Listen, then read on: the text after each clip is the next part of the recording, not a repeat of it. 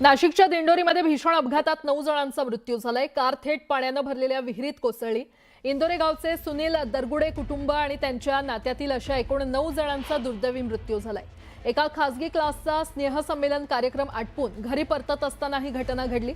चालकाचा गाडीवरील ताबा सुटल्याने अपघात झाल्याची प्राथमिक माहिती आहे, तर दिंडोरी पोलिसांकडून अधिक तपास सुरू आहे।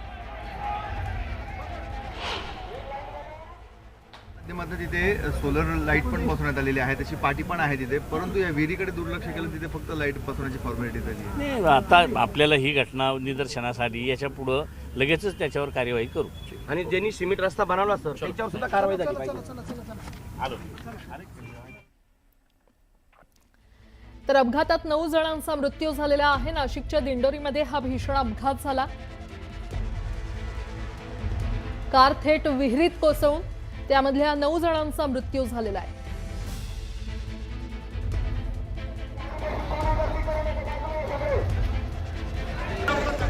नाशिकच्या दिंडोरी परिसरात हा भीषण अपघात झाला। या भीषण अपघातात 9 जणांचा मृत्यू झालाय। कार थेट पाण्याने भरलेल्या विहिरीत कोसळली। इंदोरे गावचे सुनील दरगुडे कुटुंब आणि त्यांच्या नात्यातील अशा एकूण 9 जणांचा दुर्दैवी मृत्यू झालेला आहे। एका खासगी क्लासचा स्नेहसंमेलन कार्यक्रम आटपून ते घरी परतत होते आणि घरी परतत असताना ही दुर्दैवी घटना घडली।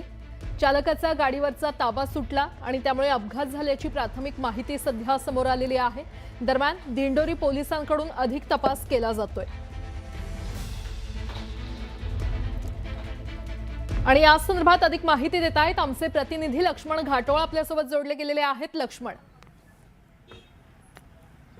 आपण बघतोय ज्या ठिकाणी अपघात झाला त्या अपघातामध्ये आतापर्यंत 9 लोकांचा मृत्यू झालेला आहे, ज्यामध्ये 6 मुलं ही शाळकरी मुलं आहेत ज्यांचा या अपघातात मृत्यू झालेला आहे। आणि या सगळ्या मृत्युमुखी पडलेल्या अपघातातील जे मृतदेह आहे ते या नाशिकच्या दिंडोरी तालुक्यातील ग्रामीण रुग्णालयामध्ये आणण्यात आलेले आहे। आणि या ठिकाणी आता मंत्री नरहरी झिरवळ यांनी भेट देऊन ते आता अपघात स्थळाकडे निघालेले आहेत। त्याचा हा आपण ही सगळी दृश्य बघतोय। नातेवाईकांची मोठी गर्दी जी आहे ती या रुग्णालयाच्या बाहेर झालेली आहे।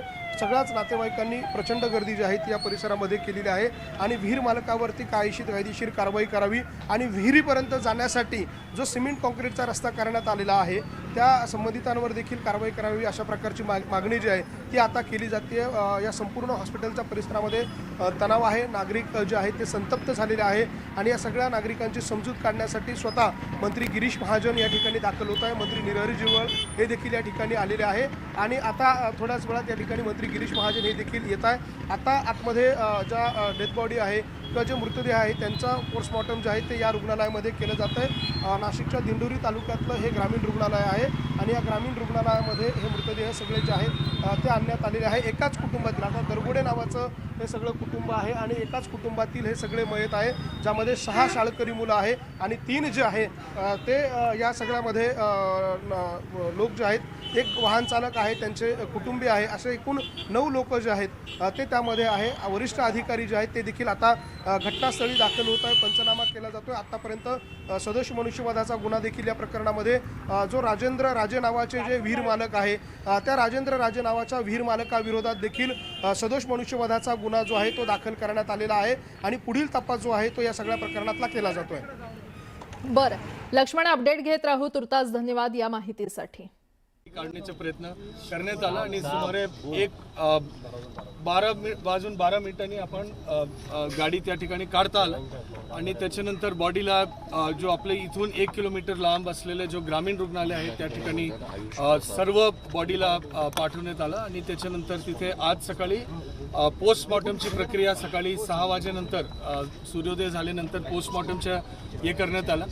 या केसमध्ये जो नेग्लिजन्सचा जो केस आहे ते पोलीस विभागाने तक्रार घेऊन ते नेग्लिजन्सचा केस बुक करण्यात आलेला आहे। याच्यामध्ये असलेला जो कॉम्पन्सेशन आहे ते आपलं मोटर ॲक्सिडेंट क्लेम्स ट्रायब्युनलच्या माध्यमातून याच्यामध्ये कॉम्पन्सेशनची प्रक्रिया होणार आहे आणि असं घटना घडू नये याच्यासाठी याची नेमकी लेआउट कधी मंजूर झाली, रस्ता कसा मंजूर झाला आणि विहीर म्हणजे असताना या लेआउट या त्या विहीरला कव्हर करण्यात कसा नाही आला या गोष्टीची तपास करण्यासाठी नगरपालिका आणि टाउन प्लॅनिंग विभागाला सूचना देण्यात आलेली आहे। सन्माननीय मंत्री महोदय आणि स्थानिक आमदार महोदय या ठिकाणी आलेले आहे। सन्माननीय आपत्ती व्यवस्थापन मंत्री महोदय रस्त्यावर आहे, अनदर 10-15 मिनिटात ते पोहोचत आहे या संदर्भामध्ये सगळ्या वरिष्ठांनी शोध व्यक्त करण्यात आलेला, असा घटना घडू नये याच्यासाठी भविष्यात खबरदारी घेण्यात येणार आहे. प्रत्येक गावामध्ये शहरामध्ये अगर यासारखा विहीर रस्ते जवळ असेल तर त्या ठिकाणी सर्वांनी खबरदारी घ्यावं. आणि प्रत्येक विषयाची तपासणी पोलीस विभागाच्या माध्यमातून पण करण्यात येत आहे. पोस्टमॉर्टमचे जो प्राथमिक माहिती आहे त्याच्यामध्ये पण काही गोष्टी समोर येत आहे.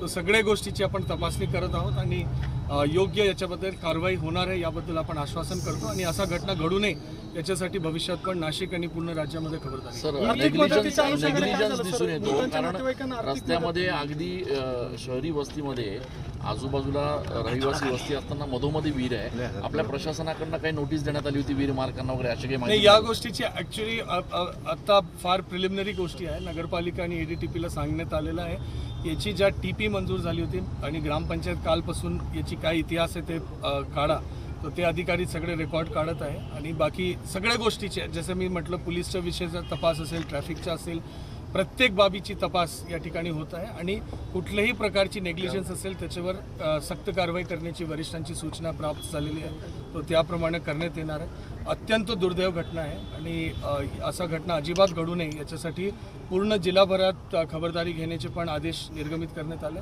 आणि प्रत्येक रस्त्याच्या जवळ यदि कुठे विहीर असेल त्या ठिकाणी आपण पूर्ण लक्ष देणार आहे आणि याच्याबद्दल पूर्ण खबरदारी घेऊ. आर्थिक मदतीच्या अनुषंगाने मोटर व्हेकल क्लेम ट्रायब्युनल असतो, जो बी रोड ॲक्सिडेंट्स होतो त्याच्यामध्ये मोटर व्हेकल क्लेम ट्रायब्युनलच्या माध्यमातून त्याच्यामध्ये आर्थिक मदत मिळते.